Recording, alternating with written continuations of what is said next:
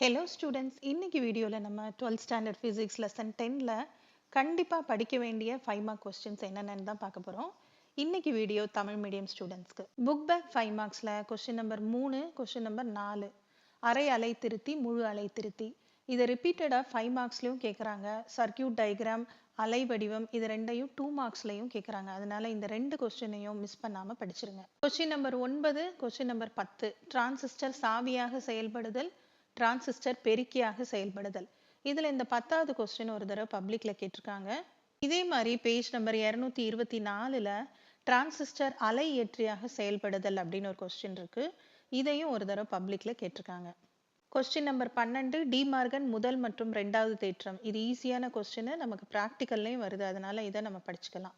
Question number 14 தகவல் தொடர்பு அமைப்பின் அடிப்படை உறுப்புகளை தேவையான கட்டப்படத்துடன் விவரி. கொஸ்டின் நம்பர் 16 அதிர்வெண் பண்பேற்றத்தின் நன்மை தீமைகள். இதுவும் பப்ளிக்ல வந்திருக்கு. இதை தனியா கேட்கறது இல்ல, அதிர்வெண் பண்பேற்றம் என்றால் என்ன அப்படிங்கறதோட சேர்த்து கேட்குறாங்க. பேஜ் நம்பர் 234ல வீச்சு பண்பேற்றம், வீச்சு பண்பேற்றத்தின் நன்மைகள் மற்றும் வரம்புகள், இந்த கொஸ்டினையும் சேர்த்து படிச்சுக்கணும். இப்போ நான் சொன்ன இந்த கொஸ்டின்ஸ்லாம் ரொம்ப ரொம்ப முக்கியமான கொஸ்டின்ஸ், கண்டிப்பா மிஸ் பண்ணாம படிச்சிருங்க.